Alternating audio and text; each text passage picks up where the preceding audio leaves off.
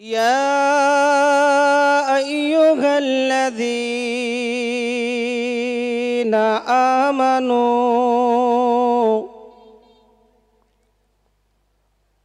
صلوا عليه وسلموا تسليما اللهم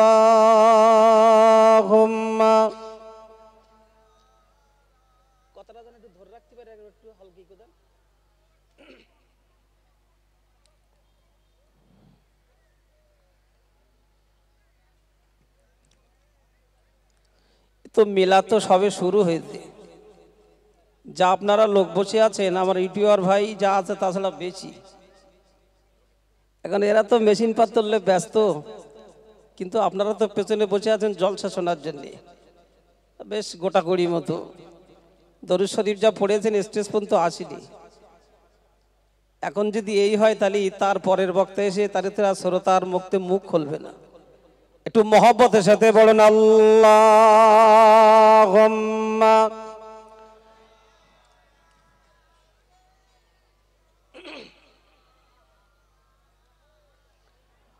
ওয়ালা আলি সাইয়্যিদিনা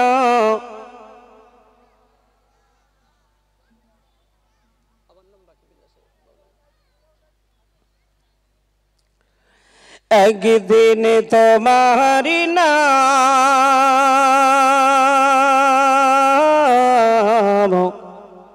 মসজিদ হবে এলান। একদিন তোমারি নাম মসজিদ হবে এলান। তৈরি থেকো তৈরি রেখো, তৈরি থেকো তৈরি রেখো, কবরের মাল সামান। একদিন তোমার নাম মসজিদ হবে এলান। বন্ধু স্বজন আত্মীয় পরিজন পরিয়ে তোমার নতুন কাপড় নিয়ে যাবে ওই কবরে, থাকবে না কেউ আপন। একদিন তোমার নাম মসজিদ হবে এলান। আল্লাহুম্মা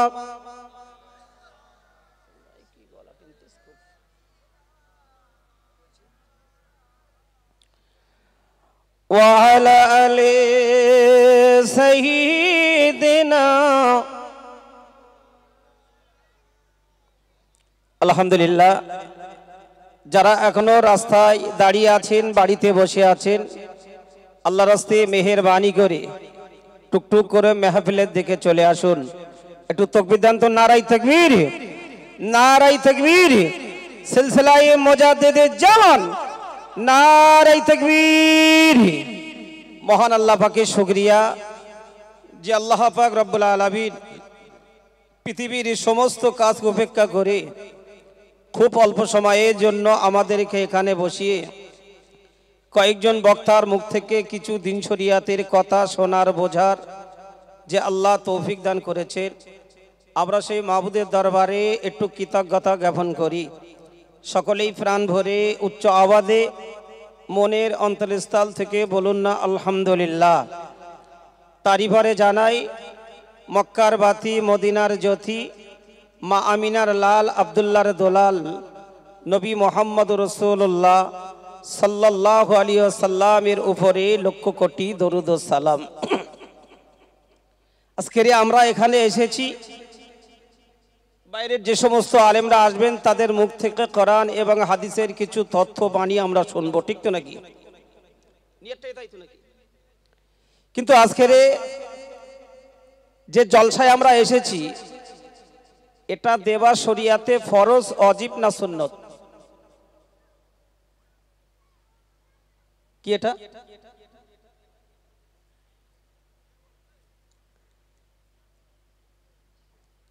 আচ্ছা, এই জলসা যদি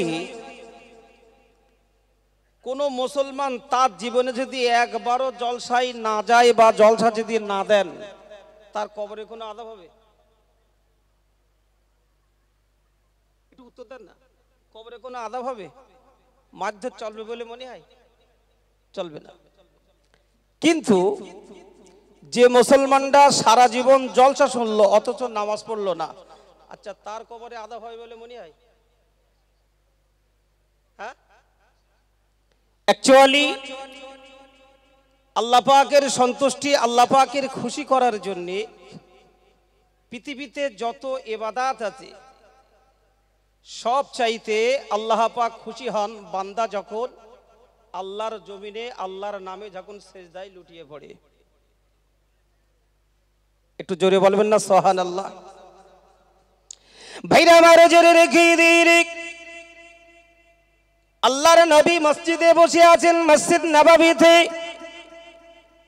একজন সাহাবী এসে বলছেন, ইয়া রাসূলুল্লাহ, আপনার জীবনে অনেক উপদেশমূলক বক্তব্য আমাদের দিয়েছেন, আপনি যে কথাগুলো বলেছেন সমস্ত কথাগুলো আমার জীবনে আমি মেনে চলেছি। তবে আমি হলাম আপনার প্রিয় সাহাবী, আমি আপনার কাছে একটা উত্তর জানতে চাই।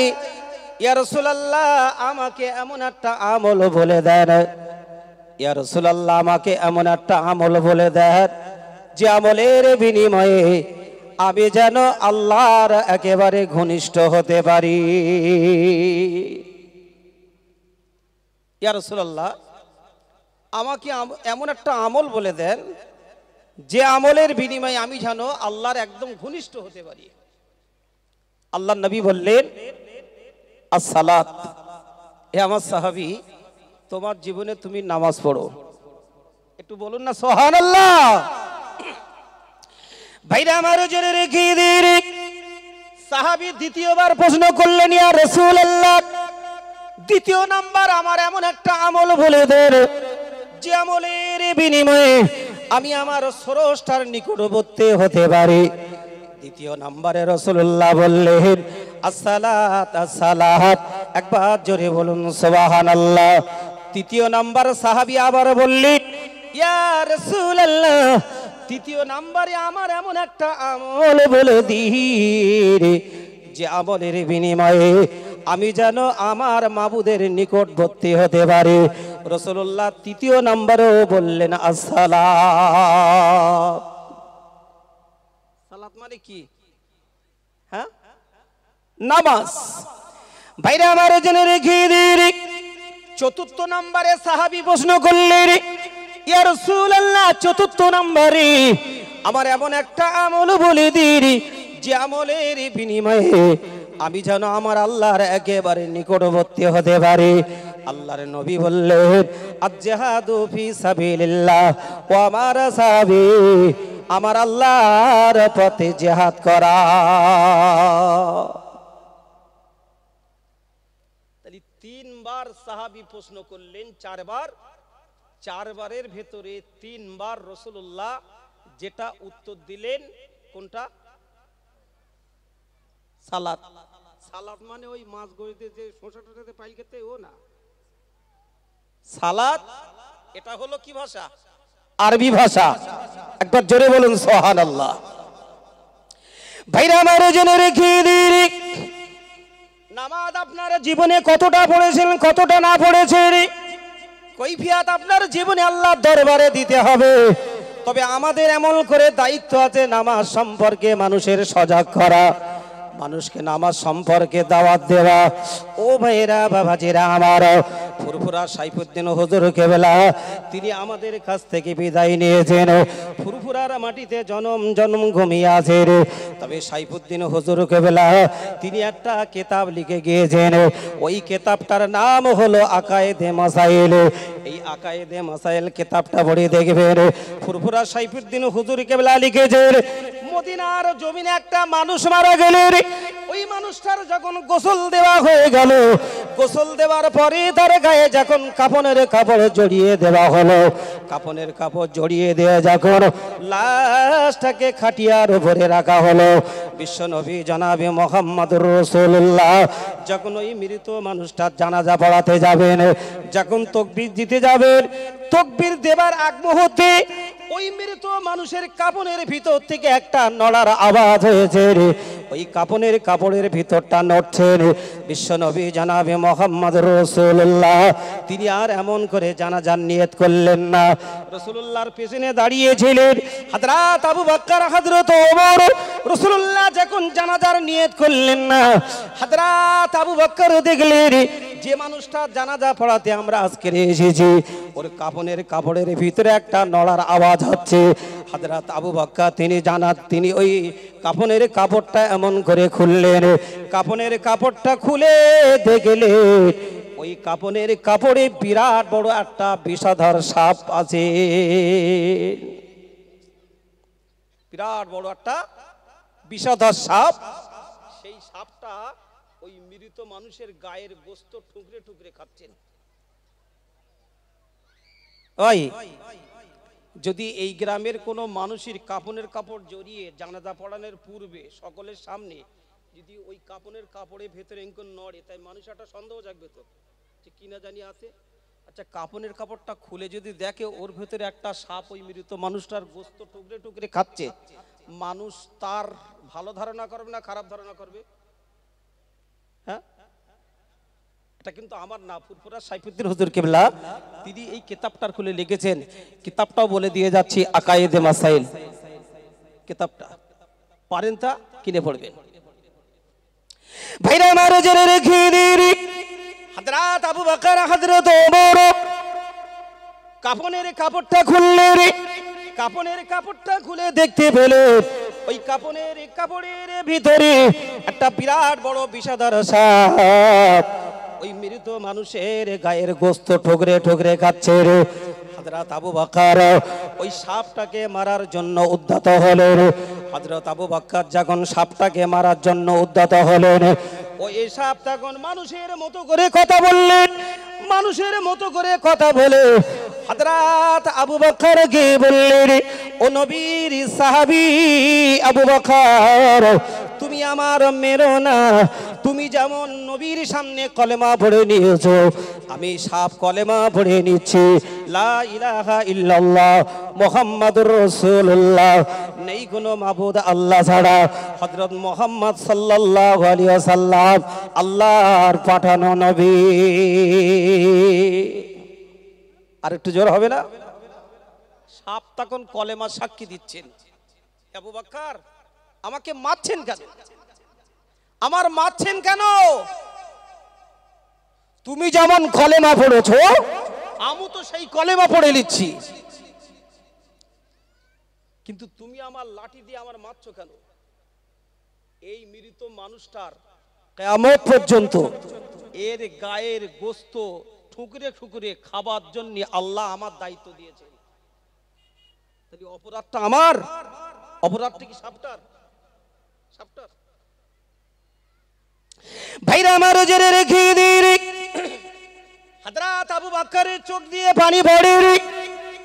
আল্লাহ না জানি কি অপরাধ করেছে মদিনার এই যুবক সন্তান, যার পাপের প্রায়শ্চিত্ত মদিনার সকল মানুষ জেনে ফেলল। ও ভাইরা বাবাজিরা আমার, হযরত আবু বকর সাপটাকে জিজ্ঞাসা করলেন, ও আল্লাহর সৃষ্টিজীব সাপ, এই মানুষটার জীবনে এমন কি অপরাধ করেছে যে অপরাধের বিনিময়ে তার পাপের প্রায়শ্চিত্ত দুনিয়ার মানুষের দেখিয়ে দিয়েছে? ওই সাপের তখন মানুষের মতো জবান খুলে গেল। ওই সাপ তখন বলেছিলেন, হে নবীর সাহাবী, যে মানুষটার গায়ের গোশতগুলো ঠুকরে ঠুকরে আজকে আমি খাচ্ছি, এই মানুষটার দুনিয়ার ক্ষেত্রে এমন করে তিনটে অপরাধ আছে, আর এই তিনটে অপরাধের বিনিময়ে আল্লাহ কিয়ামত পর্যন্ত এর গায়ে গোশত ঠুকরে ঠুকরে খাবার দায়িত্ব আল্লাহ আমাকে দিয়েছেন। এর তিনটে অপরাধ আছে। এই তিনটে অপরাধ কি কি শুনবেন তো নাকি? হ্যাঁ ভাই, এই তিনটে অপরাধটা কি শুনবেন তো? যে রসুলের সামনে একটা সাপ সেই মৃত মানুষের গোস্ত, গায়ের গোস্ত টুকরে টুকরে খাচ্ছেন, তো নবী সাহাবী জিজ্ঞাসা করলেন যে এই মানুষটার জীবনে কি অপরাধ যে তার পাপের প্রায়শ্চিত্ত দুনিয়ার মানুষের সচক্ষে দেখিয়ে দিলেন। সাপ তখন বলেছিলেন কি, এই মানুষটার তিনটে অপরাধ আছে, সেই তিনটে অপরাধের জন্যে কিয়ামত পর্যন্ত আল্লাহ আমারে শাস্তি দেওয়ার জন্য আমার দায়িত্ব দিয়েছেন। ভাইরা বাবাজিনা, আবারও হযরত আবু বকর সাপটাকে জিজ্ঞাসা করলেন, ও আল্লাহর সৃষ্টিজীবী সাপ, এই মানুষটার জীবনে তিনটে কি কি অপরাধ করলো, সেই অপরাধের কথা আমরা একটাবার জানতে চাই, আমরা একটাবার শুনতে চাই। সাপের তখন মানুষের মতো জবান খুলে গেল। সাপ তখন বলেছিলেন, আবু বকর, এই মানুষটা কখনো কখনো নামাজ পড়তেন, আবার কখনো কখনো নামাজ ছেড়ে দিতেন। আচ্ছা, এটা কি খুব ছোট ধরনের অপরাধ? ছোট ধরনের অপরাধ? কখনো কখনো কখনো কখনো নামাজ পড়তেন আর কখনো কখনো নামাজ ছেড়ে দিতেন। তাই এই অপরাধের জন্যে আল্লাহ আমার দায়িত্ব দিয়েছেন কিয়ামত পর্যন্ত এর গায়ের গোস্ত টুকরে টুকরে খাওয়ার জন্য। ভাইরা বাবাজিনা, আমারও তাহলে যে মানুষটা কখনো কখনো নামাজ পড়তেন আবার কখনো কখনো নামাজ ছেড়ে দিতেন, তারা আযাব যদি আল্লাহ দুনিয়ার মানুষের সামনে দিতে পারে, তাহলে যে মানুষটা সারা জীবন নামাজ পড়লো না, যে মানুষটা এমন করে 2 সিজন ছাড়া আর নামাজ পড়লো না, তাহলে এই মানুষটার আযাব কতটা পারলৌকিক জগতে হতে পারে। ও ভাইরা বাবাজিরা আমার, দ্বিতীয় নাম্বার তার আযাব দেওয়ার কারণ হলো এটাই, ওই সাপ তখন বলেছিলেন এর ঘরের ভিতরে অনেক টাকা পয়সা ছিল, এর অনেক টাকা পয়সা ছিল, সেই টাকা পয়সার ভেতরে শতকরা 2.5 টাকা করে গরিব মানুষের যাকাত দেয় রে। এর তৃতীয় নাম্বার অপরাধ ছিল এলাকার এমন করে হাক্কানি আলেমদের কথা তুচ্ছ তাচ্ছিল্যই ভাবতো, আলেমদের কথা ভালো লিত না, আলেমদের কথা কোনো ভুরুক্ষেপ করতো না। যার কারণে আমার আল্লাহ এই তিনটে অপরাধের জন্য এর পাপের প্রায়শ্চিত্ত আল্লাহ দুনিয়ার মানুষদের দেখিয়ে দিয়েছেন। তাহলে অন্তত বাকিবিল্লাহ এই কিছু সময়ের জন্য উঠে নামাজ সম্পর্কে একটা ছোট্ট ভয় আপনাদের হৃদয়ে ঢোকাতে পেরেছে কি? পেরেছে কি? একটা হাক্কানি আলেমের মর্যাদা কত, ইমাম গাজ্জালি রহমাতুল্লাহ আলাইহি তার কিমিয়ায়ে শাহাদাতের ভিতরে লিখেছেন কি, যে গ্রামের ভিতরে যে মহল্লার ভিতরে একটা হাক্কানি আলেম প্রবেশ করে, সেই দিন আল্লাহ পাক রব্বুল আলামিন সেই মহল্লায় সেই গ্রামে কবরবাসীদের আযাব একটু লাঘব করে দেন। একটু জোরে বলুন। হাক্কানি আলেমের চেহারার দিকে ফিরলে আল্লাহ আপনার চোখের জ্যোতি শক্তি বাড়িয়ে দেন। আর সেই আলেমের কথা ওই মানুষটা মানতেন না, যার কারণে তার পাপের প্রায়শ্চিত্ত আল্লাহ দুনিয়ার মানুষের কাছে দেখিয়ে গিয়েছেন।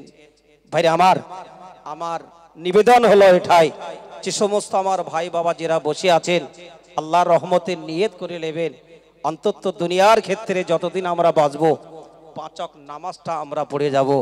এই বলে আমি আমার বক্তব্য শেষ করছি। আমার জন্য দোয়া করবেন, আমিও ইনশাল্লাহ আপনাদের জন্য দোয়া করব। আল্লাহ যদি সুযোগ সুবিধা দেয় আবার আগামীতে ইনশাল্লাহ আপনাদের সঙ্গে দেখা হবে। ওমা আলাইনা ইল্লাল বালা। আসসালামু আলাইকুম। মহব্বতের সাথে উচ্চ আওয়াজে প্রাণ খুলে দরুদ শরীফ পড়েন।